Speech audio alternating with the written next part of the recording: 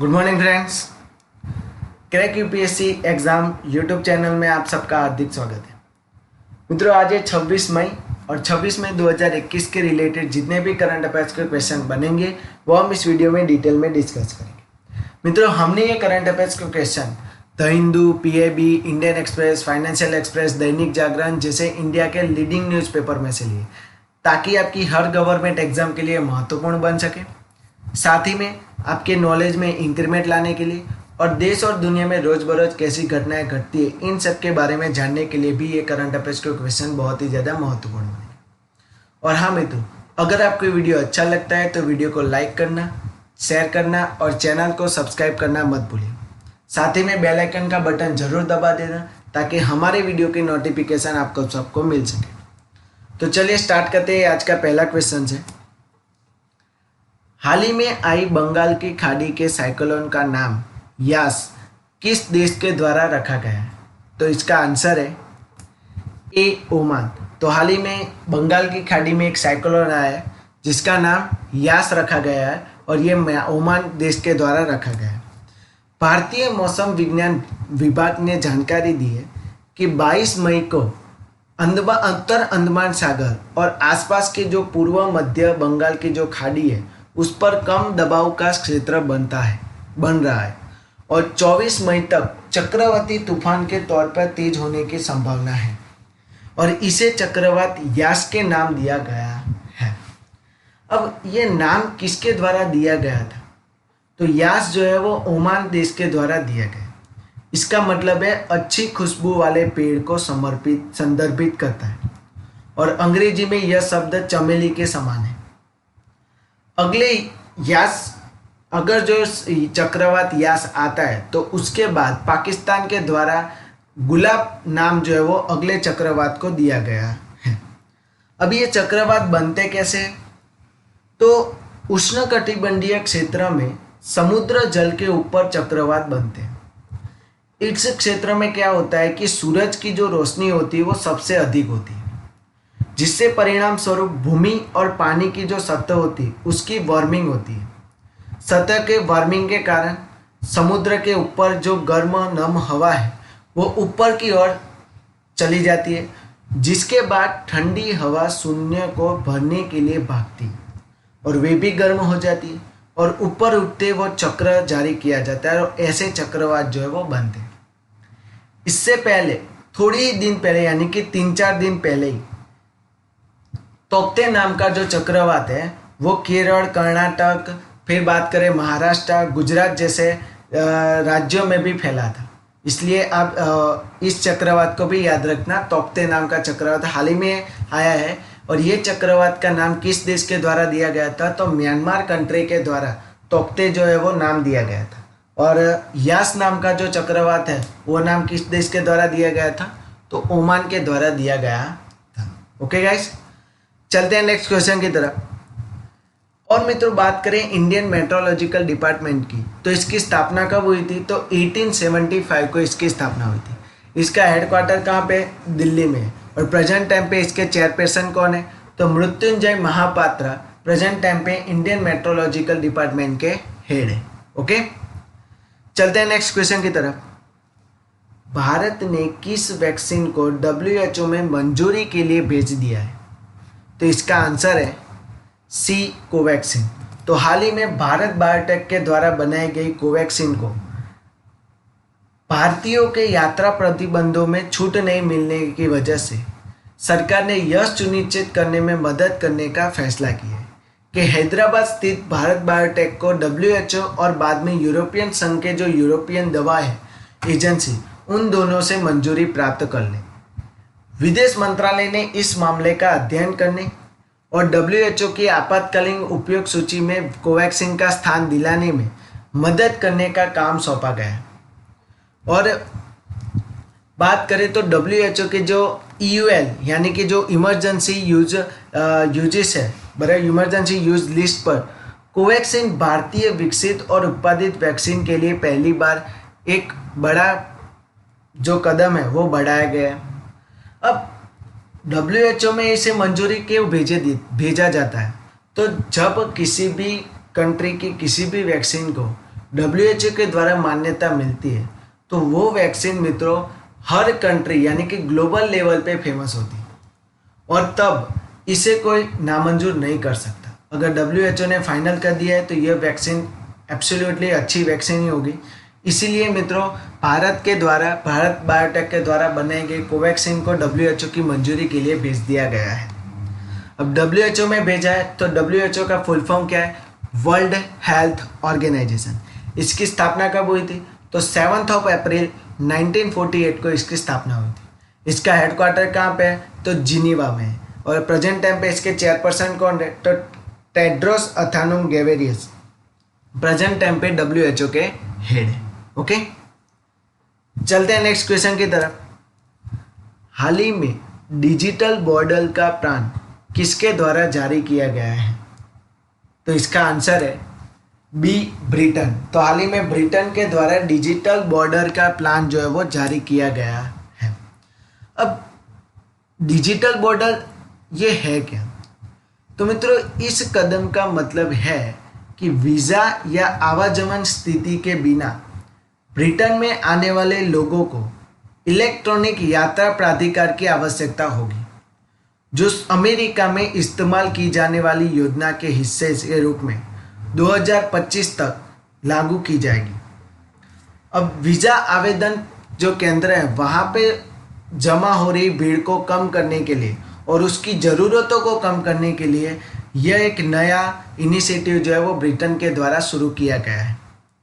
सीमा को डिजिटाइजेशन करने का मतलब होगा कि अधिकारी अब यह गिन सकते हैं कि देश के बाहर कौन आ रहा है, देश के बाहर से कौन आ रहा है और उन्हें कहाँ रहने और उन्हें वहाँ रहने की अनुमति कौन दे रहा है। इन सब के बारे में जानने के लिए एक डिजिटल सीमा जो है वो शुरू की जा रही है। अब ब्रिटेन के द्वारा शुरू की जा रही है तो ब्रिटेन के बारे में जान लेते हैं। ब्रिटेन की कैपिटल क्या है? लंदन। ब्रिटेन की करेंसी क्या है? तो पाउंड स्टर्लिंग। और प्रेजेंट टाइम पे ब्रिटेन के प्राइम मिनिस्टर कौन है? तो बोरिस जॉनसन प्रेजेंट टाइम पे ब्रिटेन के प्राइम मिनिस्टर हैं। ओके, चलते हैं नेक्स्ट क्वेश्चन की तरफ। 17+1 कॉरपोरेट फोरम में से किसने इस्तीफा दिया है? तो इसका आंसर है डी, लुथियाना। तो हाल ही में मित्रों लुथियाना कंट्री ने मध्य और पूर्वी यूरोपीय राज्यों के साथ चीन के 17+1 सहयोग मंच को छोड़ दिया है, जिसमें अन्य यूरोपियन संघ भी इसमें शामिल थे। अब इसे लुथियाना ने छोड़ा क्यों? तो उन्होंने मित्रों इसे विभाजनकारी बताया है। इसने यूरोपियन संघ के साथी सदस्यों के भी आग्रह किया है कि चीन के साथ अधिक प्रभावी 17+1 दृष्टिकोण और संचार का पीछा करें। 17+1 ये पहल है क्या? तो मित्रों चीन के नेतृत्व में बुडापेस्ट में वर्ष 2012 में स्थापित की गया एक संगठन है, जिसका उद्देश्य बीजिंग और मध्य पूर्व यूरोपियन के सदस्य देशों के बीच सहयोग का विस्तार करना, जिससे क्या होता है कि इस क्षेत्र के विकास के लिए निवेश और व्यापार जो है वो बढ़ाया जा सके। इस प्लेटफॉर्म को काफ़ी हद तक चीन के flagship belt and road initiative के विस्तार के तौर पर देखा जाता है और यह पहल चीन की कथा यूरोपियन देश के साथ अपने संबंधों को सुधार करने के बारे में है, जो पश्चिमी यूरोप राज्यों की तुलना में कम विकसित की जा रही है। अब चाइना के साथ है तो चाइना के बारे में जान लेते हैं मित्रों। चाइना की कैपिटल क्या है? बीजिंग। चाइना की करेंसी क्या है? रेनमिनबी। और चाइना के प्रेजेंट टाइम पे प्रेसिडेंट कौन है? तो जी जिनपिंग चाइना के प्रेजेंट टाइम पे प्रेसिडेंट है। ओके, चलते हैं नेक्स्ट क्वेश्चन की तरफ। हाल ही में यूएन न्यूक्लियर वॉचडॉग और किसके बीच 3 महीने की एग्रीमेंट डील समाप्त हुई? तो इसका आंसर है ए, तेहरान। तो हाल ही में यूएन न्यूक्लियर वॉचडॉग और ईरान की कैपिटल तेहरान के बीच एक 3 महीने की जो एग्रीमेंट डील थी वो उसकी समाप्ति हुई है। अब इस डील का मतलब क्या है? तो ईरान की संसद के अध्यक्ष ने कहा है कि तेहरान और संयुक्त राष्ट्र परमाणु निगरानी के बीच 3 महीने का निगरानी समझौता समाप्त हो गया और कुछ ईरानी परमाणु स्थलों के अंदर सदियों तक इसकी पहुंच बंद हुई जा रही है।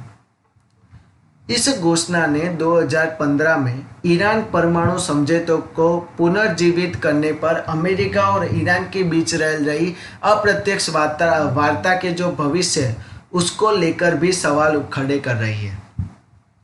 अब यह है क्या? तो मित्रों, संयुक्त राष्ट्र परिवार के भीतर 1957 में दुनिया के शांति के लिए परमाणु संगठन के रूप में स्थापित किया गया था। संयुक्त राष्ट्र महासभा और सुरक्षा परिषद, इन दोनों को इस रिपोर्ट को भेजा गया था। इसके अंतर्गत कैंसर थेरेपी के लिए कार्यवाही के कार्यक्रम, WHO जल उत्पादकता बनाने की जो उपलब्धता है, परियोजनाएं, वो सब कुछ, और अभिनव परमाणु रिएक्टर और ईंधन चक्रों पर अंतर्राष्ट्रीय परियोजना 2000, यह सब इसके अंतर्गत कार्य करते हैं। इसके हेडक्वार्टर कहाँ पे है? तो ऑस्ट्रिया के वियना में है इसका हेडक्वार्टर। ओके, तो आप जानना चाहते हैं कि अभी क्या है कि संयुक्त राष्ट्र और ईरान की कैपिटल तेहरान के बीच जो परमाणु डील होने वाली थी, उस एग्रीमेंट को समाप्त कर दिया गया है। अब ईरान की है, तो ईरान के बारे में जान लेते हैं। ईरान की कैपिटल क्या है? तो कहते हैं तेहरान। ईरान की करेंसी क्या है? ईरानी रियाल। और ईरान के प्रेजेंट टाइम पे प्रेसिडेंट कौन है? तो हसन रूहानी प्रेजेंट टाइम पे ईरान के प्रेसिडेंट है। ओके, चलते हैं नेक्स्ट क्वेश्चन की तरफ।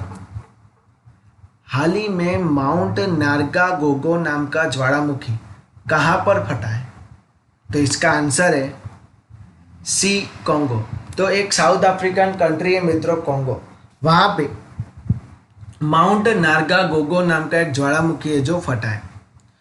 यह माउंट नारगागोगो ज्वालामुखी चिरुंगा पहाड़ों में 3470 मीटर ऊंची पहाड़ों में स्थित है और यह एक सक्रिय स्ट्रेटो ज्वालामुखी है। यह कोंगो लोकतांत्रिक गणराज्य में चिरुंगा नेशनल पार्क के अंतर्गत स्थित है और अफ्रीका के ऐतिहासिक ज्वालामुखी विस्फोट के 40% के लिए एक साथ ये जिम्मेदार भी है, यह ज्वालामुखी। अब कोंगो में फंसा है, तो आप मैप में देख सकते हैं, ये रहा कोंगो। कोंगो की कैपिटल क्या है? किनशासा। कोंगो की करेंसी क्या है? Congo less Frank. और कोंगो के प्रेजेंट टाइम पे प्रेसिडेंट कौन है? तो फेलिक्स सिसेकेडी कोंगो के प्रेजेंट टाइम पे प्रेसिडेंट है। ओके, चलते हैं नेक्स्ट क्वेश्चन की तरफ।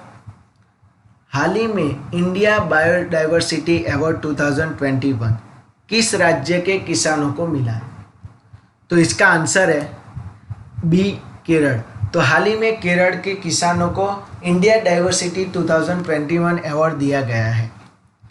यह अवार्ड मित्रों साजी NM, जिसे प्यार से केरल का ट्यूबर मैन कहा जाता है, उसको पालतू प्रजातियों के संरक्षण के व्यक्तिगत श्रेणी में भारतीय जैव विविधता पुरस्कार 2021 से सम्मानित किया गया है। यानी कि व्यक्तिगत श्रेणी में मित्रों साजी NM को मिला है और राज्य के तौर पे मित्रों केरल को यह अवार्ड दिया गया है। इसमें हम बात करें तो साजी अधिक से अधिक, कम ये कम, हाथी पैर यम, अरारोट, कोलोकासिया, शकरकंद, कसावा और चीनी आलू सहित लगभग 200 कंद फसलों की एक विस्तृत श्रेणी का संरक्षण करता है। उन्हें PPV एंड FR अथॉरिटी नई दिल्ली के द्वारा स्थापित प्लांट जीनोम उद्धारकर्ता पुरस्कार 2015 के सहित अन्य कई राज्य पुरस्कार भी उन्हें प्राप्त हुए हैं। भारतीय जैव विविधता पुरस्कार के बारे में हम बात करें तो इस पुरस्कार की शुरुआत हुई थी 2012 में और जो भी लोग भारतीय जैव विविधता में बहुत ही अच्छा काम करते हैं, सतत उपयोग और शासन के लिए उत्कृष्ट जो मॉडल है उनको पहचाना जा सके और उनको सम्मानित किया जा सकता है।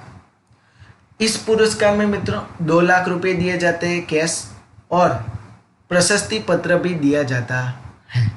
और इस साल मित्रों केरल को यह पुरस्कार मिला है। अब केरल को मिला है तो केरल के बारे में जान लेते हैं। केरल की कैपिटल क्या है? तिरुवनंतपुरम। केरल के मुख्यमंत्री कौन है? पिनराई विजयन। और केरल के राज्यपाल कौन है? तो आरिफ मोहम्मद खान प्रेजेंट टाइम पे केरल के राज्यपाल है। ओके, चलते हैं नेक्स्ट क्वेश्चन की तरफ। हाल ही में एसएमएस के आधार पर रेमडेसिविर इन्फो सिस्टम किसने लॉन्च किया है? तो इसका आंसर है डी, कर्नाटक। तो हाल ही में कर्नाटक ने मित्रों एसएमएस के आधार पर रेमडेसिविर इन्फो सिस्टम जो है वो शुरू किया गया है। आप सब जानते ही होंगे कि इस कोरोना की सिचुएशन में लोग रेमडेसिविर इंजेक्शन और रेमडेसिविर जो दवाई होती है वो लेने के लिए लाइन में खड़े रहते हैं और बहुत ही लंबी लाइन होती है। पूरे दिन जो है वो लोग खड़े रहते हैं, फिर भी उन्हें कई बार ऐसा होता है कि रेमडेसिविर जो है वो इंजेक्शन नहीं मिलते, रेमडेसिविर दवाई नहीं मिलती। ओके, और इसीलिए मित्रों कर्नाटक गवर्नमेंट के द्वारा ये एक नया इनिशिएटिव शुरू किया गया है कि आपको एसएमएस के आधार पर अब रेमडेसिविर जो दवाई होती है वो मिलेगी। और यह इस प्रकार की मित्रों ये एक सूचना प्रणाली है कि आप सबको मालूम होगा कि कहाँ पे रेमडेसिविर दवाई दी जाती है, इंजेक्शन दी जाते हैं, इन सब के बारे में। ओके, अब कर्नाटक के द्वारा शुरू किया गया है। तो ये रहा मैप में कर्नाटक। कर्नाटक की कैपिटल क्या है? बेंगलुरु। कर्नाटक के मुख्यमंत्री कौन है? तो बीएस येदियुरप्पा। और कर्नाटक के गवर्नर कौन है? तो वजुभाई वाड़ा, प्रेजेंट टाइम पे कर्नाटक के गवर्नर है। ओके, चलते हैं नेक्स्ट क्वेश्चन की तरफ। आज हम बात करेंगे एक फैक्ट के बारे में, और फैक्ट है मित्रों गलवान वैली। आप सब जानते ही होंगे पिछले साल बहुत ही ज़्यादा मुठभेड़ हुई थी मित्रों गलवान वैली पर। हमारे और भारत के हमारे और चाइना के जो आर्मी है उनके बीच बहुत बड़ी जो है वो गलवान घाटी पर युद्ध जैसी स्थिति आ गई थी। हमारे 20 सैनिक जो है वो शहीद हुए थे, और चाइना के तो पता नहीं, क्योंकि वो अच्छे नंबर तो वो दिखाता ही नहीं है। ओके, तो मित्रों हाल ही में बात करें तो मई के पहले सप्ताह में पूर्वी लद्दाख में स्थित गलवान घाटी में नो पेट्रोलिंग जोन में भारतीय और चीनी सैनिकों के बीच मामूली फेस ऑफ जो है वो हुआ है। गलवान घाटी के वाई फंक्शन के पास संघर्ष स्थल के दोनों और लगभग 3 किलोमीटर तक एक नो पेट्रोलिंग जोन जो है वो बनाया गया था। जब चीनी सैनिकों के साथ झड़प में भारतीय सेना के 20 जवान शहीद हुए थे, इसके बाद पैदल गश्त पर भी 30 दिन की रोक लगाई गई थी। इस पर पेट्रोलिंग करने पर रोक लगाई गई थी और यह पता नहीं था कि इसे बढ़ाया गया है। अब गलवान घाटी में ये सब कुछ हुआ है, तो आप देख सकते हैं कि गलवान घाटी है कहाँ पर है। तो मित्रों यह घाटी उस भूमि को संदर्भित करती है जो खड़ी पहाड़ों के बीच बैठती है, जो गलवान नदी को बुफे करती है।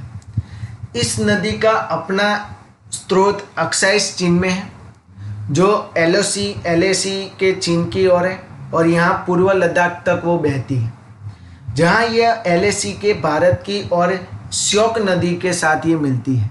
इसके पश्चिमी छोर पर श्योक नदी है और डारबुक श्योक दौलत बेग ओल्डी सड़क भी वहाँ पर स्थित है। मित्रों आप सब जानते ही होंगे कि पिछले साल 2020 में बहुत ही बड़ी मुठभेड़ हुई थी भारतीय सैनिक और चीन के सैनिकों के बीच, जिसमें भारत के 20 सैनिक शहीद हुए थे और चाइना के 40 से 50 सैनिक जो है वो शहीद हुए थे। ओके, और गलवान घाटी उस टाइम बहुत ही ज़्यादा चर्चा में रहा था, और अभी फिर से वही घटना जो है वो बन चुकी है। ओके गाइस, तो आज के लिए इतना ही। अगर आपको वीडियो अच्छा लगता है तो वीडियो को लाइक करना, शेयर करना और चैनल को सब्सक्राइब करना मत भूलिएगा, और साथ ही में मित्रों बेल आइकन का बटन जरूर दबा देना ताकि हमारे वीडियो की नोटिफिकेशन आपको मिल सके। अगर आपको किसी भी क्वेश्चन में डाउट है तो प्लीज़ कमेंट बॉक्स में बता देना, मैं आपके हर कमेंट का आंसर जरूर दूंगा। Thank you so much guys.